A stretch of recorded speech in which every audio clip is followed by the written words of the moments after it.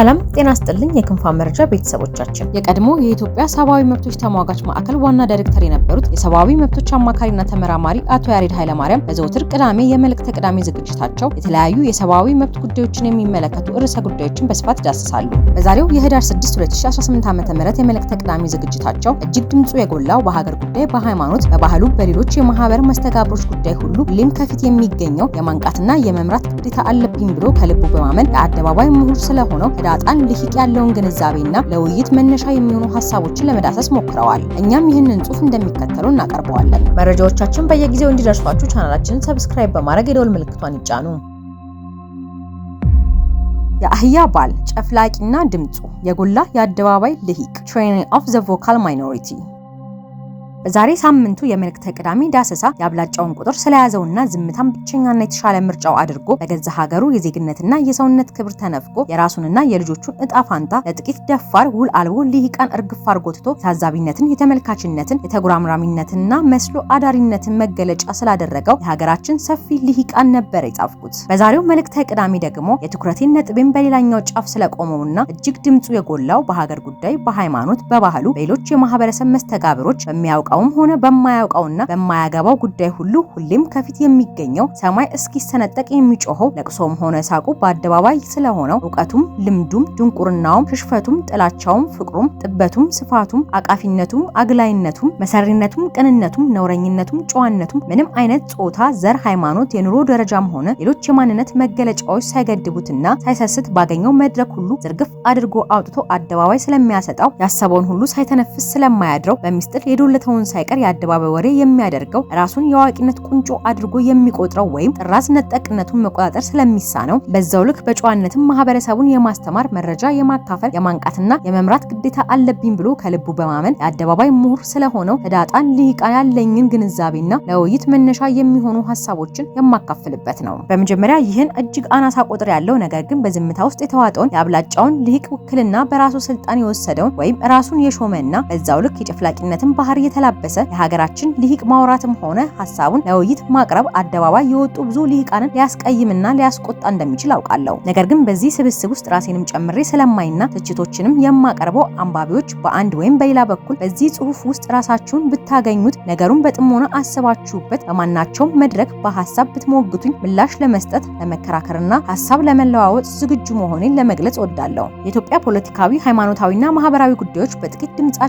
እጅግ የጎላ ደፋርና የአደባባይ ልሂቃን ምርኮ ስር መውደቁ ለሁሉም ግልጽ ነው። ከ95% በላይ በዝምታ ውስጥ ተውጦ የትዕይንቶቹ ተመልካችና ታዛቢ የሆነው ሳይለንት ማጆሪቲ በዝምታው ያደመቃቸው፣ በዝምታው የሾማቸው፣ በዝምታው ያጠገባቸው፣ በዝምታው ያባለጋቸው፣ በዝምታው የስህተትና የድክመት ቁልቁለቱን እንዲንደረደሩ ፈቶ የለቀቃቸው፣ በዝምታው ዝናን ያፈራላቸው፣ በዝምታው ያሞገሳቸው፣ በዝምታው ነውራቸውን፣ ወንጀላቸውን፣ ድንቁርናቸውን፣ ውሸታቸውን፣ ጥላቻቸውን በአደባባይ እንዲያቀረሹ የፈቀደላቸው ጥቂት ልሂቃን ዛሬ ላይ ጥሩ ፈላጭ ቆራጭ ወይም ትሬኒ ቮካል ማጆሪቲ ሆነውበታል። እነዚህ ድምጻቸው ከአጽናፍ እስከ አጽናፍ የሚሰማ ጥቂት ልሂቃን ገሚሶቹ በስልጣን ላይ ተቀምጠው፣ ገሚሱ በሃይማኖት ተቋማት ውስጥ ተከልሎ፣ ገሚሱ በምሁራን ዘርፍ ተሰልፎ፣ ገሚሱ ተጽዕኖ ፈጣሪ የሚል የቁልምጫ ስም ተሰጥቶት፣ ገሚሱ ሰባኪ፣ አስተማሪ፣ ፈዋሽ፣ አነቃቂ የተባለ በሁሉም የእውቀት የሙያና ሌሎች ዘርፎች ተሰማርቶ በብዙ መልኩ በሚያደርጓቸው ሆነ በአደባባይ በሚናገሯቸው ነገሮች የአብላጫውን ህዝብ ህይወት በአንድ ወይም በሌላ መልክ የሚጠቅም ወይም የሚጎዳ ተጽዕኖ ማሳደር የሚችል ጥቅም የፈጠሩ ግለሰቦችና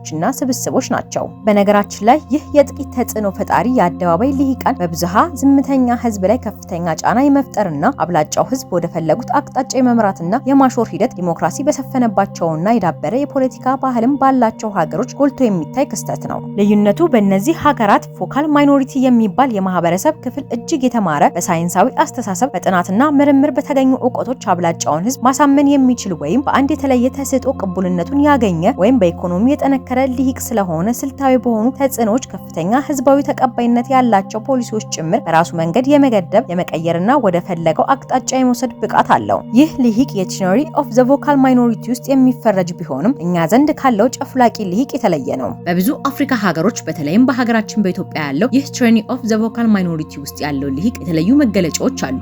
በዚህ ስብስብ ውስጥ ልሂቅ የሚለው ከአንድ የዩኒቨርሲቲ ፕሮፌሰር እስከ ገና በጊዜ ትምህርቱን መንገድ ላይ ገትሮ በአቋራጭ የአደባባይ ሊቅ የሆነ ሆነው ከሃይማኖት መሪ እስከ የአደባባይ የእምነት አቀንቃኝ፣ ከሀገር መሪ እስከ ቀበሌ ካድሬ፣ በሙያ ጋዜጠኛ ከሆነው አንስቶ እግረ መንገዱን የተቀላቀለው ከመብት ተሟጋች እስከ ብሔርተኝነት አቀንቃኝ፣ ከሊቅ እስከ ደቂቅ አደባባይ ላይ ራሳቸውን አውጥተው በማናቸውም ጉዳይ ሀሳባቸውን ለህዝብ የሚያጋሩና ተጽዕኖ ለመፍጠር ወይም ቅቡልነት ለማግኘት የሚደክሙ ሰዎችን ሁሉ ያቅፋል። ይህ ስብስብ በኢትዮጵያ ፖለቲካም ሆነ ሌሎች ማህበራዊ ጉዳዮች ላይ ያለው የተጽዕኖ ፈጣሪነት ልክ እጅግ ከፍ ያለ በመሆኑ ከፋፍለን ብናየው ለመረዳት ይቀለናል።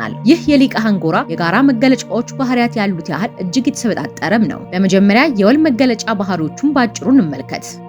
አንደኛ ተጽዕኖ ፈጣሪነትን ኢንፍሉዌንስን ማዕከል ያደረገ ልሂቅ ነው። በዚህም የተነሳ አብዛኛው ልሂቅ ተናጋሪ ወይም ሐሳብ አቅራቢ እንጂ አዳማጭ አይደለም ወይም የመሆን ፍላጎት የለውም። በዚህም የተነሳ በሁሉም የሐሳብ መስጫ መድረኮች አሸንፎና ተቀባይነትን አግኝቶ መመለስን አስልቶ ስለሆነ ወደ አደባባይ የሚወጣው አዳዲስ ሐሳቦችን ከሌሎች የመቀበል ዝንባሌ የለውም። የራሱን ሐሳብ በሌሎች ላይ ለመጫን ከመዋሸት አንስቶ የማይቧጥጠው ተራራ አይኖርም። ሁለተኛ እጅግ ቁጡና ተናዳፊ አግሬሲቭ ባህሪ የተላበሰ ነው። ሐሳቡን የማይቀበሉትን ወይም ጠንከር ያሉ መከራከሪያዎችን ውድቅ የሚያደርጉበትን ሰዎች ቁጡ በሆነ የውይይት ስልት በመጠቀም ያልተመጣጠነ ተጽዕኖ የመፍጠርና ከምክንያታዊነት ይልቅ በጩኸትና በቁጣ ተጽዕኖ መፍጠርና የመደመጥ አቅሙን ከፍ ማድረግ የሚችል ነው። ይህ ባህሪው ማንንም በአደባባይ ከማዋረድ ከማንኳሰስና ከመፈረጅ አይመልሰውም። አስፈላጊ ሆኖ ካገኘው እንኳን የሐሳብ ተቀናቃኙን ይቅርና ፈጣሪውንም አጥረግርጎ ከመሳደብ አይመለስም።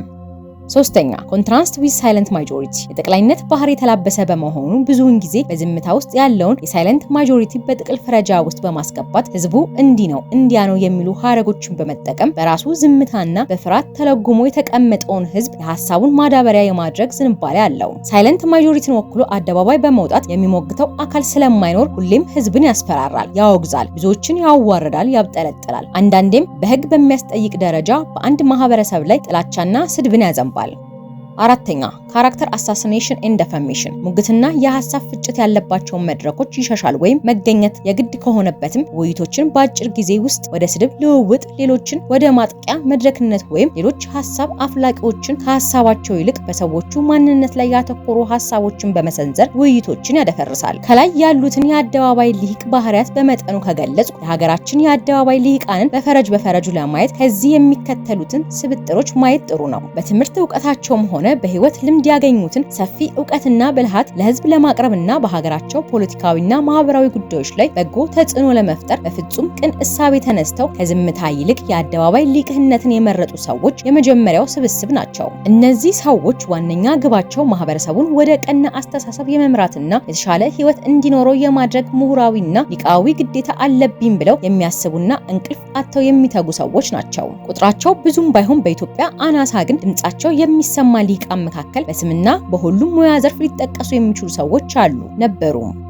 ሁለተኛ ቁንጽል ዕውቀትና ቁንጽል መረጃ ይዘው ግን ደግሞ እጅግ ድፍረት በተሞላው መልኩ በሁሉም ጉዳዮች ላይ ሰፊና አታካሽ የሆነ የሊቃን ትንታኔ ሲሰጡ የሚውሉ ለንባብም ሆነ ለተሻለ ትምህርት ጊዜ የሌላቸው ሁሌም ለመደመጥ ለመታየት ተጽዕኖ ለመፍጠር ብዙዎችን ለማስደመም በጥድፊያ ላይ ያሉ ነገር ግን በሚናገሩት በሚጽፉትና አደባባይ በሚወጡበት ጉዳዮች ላይ ጥልቅና የተሟላ መረጃና ዕውቀት ለመሰብሰብ ጊዜ የሌላቸው ልሂቃን የተሰበሰቡበት ማዕቀፍ ነው። በኢትዮጵያ የአደባባይ ልሂቃን መንደር ትልቁን ቁጥር የሚይዙት በዚህ ማዕቀፍ ውስጥ ያሉት ሰዎች ሲሆኑ አብዛኛውን የአደባባይ መድረኮች ማለትም የመገናኛ ብዙሃን የሆኑት ሚዲያዎችን፣ ዩቲዩቦችን፣ የድረ መረብ ማህበራዊ ገጾችን በተሳትፎም ይሁን በባለቤትነት የሚቆጣጠሩና ከፍተኛ አድማጭና ተከታይ ያላቸው ናቸው። እነኚህ ልሂቃን በተለይም ፖለቲካዊና ሃይማኖታዊ በሆኑ መድረኮች ላይ ጎልተው ይታያሉ።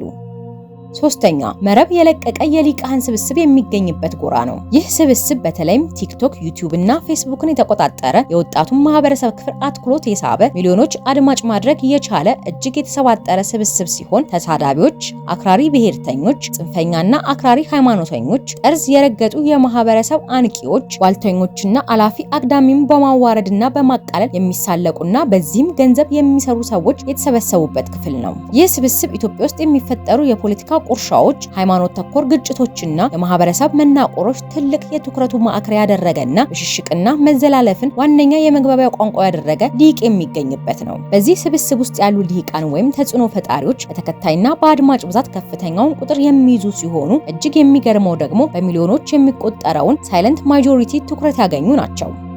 አራተኛ የነጋዴ ባህሪ የሚታይበትና አብዛኛውን ትኩረቱን መዝናኛዎችና ለገበያ የሚውሉ ቁሳቁሶች ላይ ያተኮረ በአደባባይ ፖለቲካ ወይም የሀገር ጉዳይ አያገባኝም የሚል ቧልት ላይ ያተኮረና አልፎ አልፎም ሰብአዊ እርዳታዎችን ማዕከል ያደረገ የልግስና ስራዎች ላይ ያተኮረ ልሂቅና በግለሰብ ኑሮች ላይ ብቻ ያተኮሩ ይዘት ያላቸው ሀሳቦችን ይዞ አደባባይ ወጣ ነው። ይህም ስብስብ የሳይለንት ማጆሪቲን ትኩረት የተቸረው ነው። ጽሁፌን ለማጠናቀቅ የኢትዮጵያ ጄንዚዎች ከወዴት አሉ በሚል የጻፍኩትን ከዚህ በፊት ያነበባችሁ ሰዎች በቀላሉ ይህንን ጽሁፍ አብራችሁ ልታዩት ትችላላችሁ። እንደኔ ምዘና ከ90 በመቶ በላይ የሚሆነው የኢትዮጵያ የድረ መተብ ትውልድ በሶስተኛውና በአራተኛው የአደባባይ ሊግ ጎራ ውስጥ የሚገኝ ይመስለኛል። በቅርቡ ከኬንያ፣ ደቡብ አፍሪካ፣ ሞሮኮና ማዳጋስካር ከመጡ ጄንዚዎች ጋር በአካል የመገናኘትና ቁጭ ብሎ የማውራት እድል አጋጥሞኝ ነበር።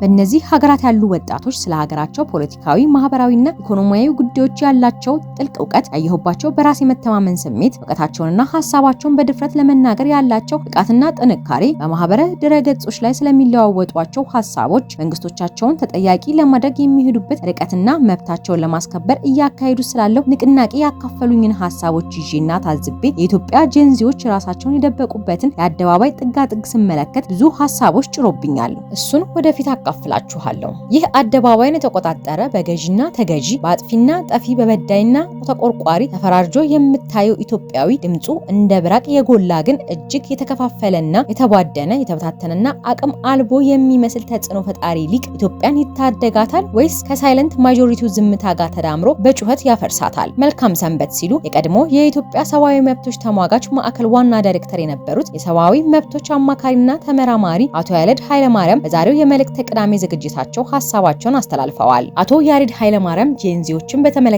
ጥቅምት 1 2018 ዓ.ም እና ጥቅምት 8 2018 ዓ.ም የመልእክተ ቅዳሜ ዝግጅታቸው የድረ መተብ ትውልድ አመጽ ኢትዮጵያን ይጎበኛት ይሆን በሚል ርዕስ እንዳስነባቡ የገለጹትን ጽሑፍ በዕለቱ አቅርበንላችሁ የነበረ ሲሆን ማዳመጥ ለምትፈልጉ የክንፋን መረጃ ተከታታዮቻችን ሊንኩን በዲስክሪፕሽን ላይ እንዳስቀመጥንላችሁ ለመግለጽ እንወዳለን። በሌላ ዝግጅት እስክንገናኝ ድረስ ቸር ያቆየን።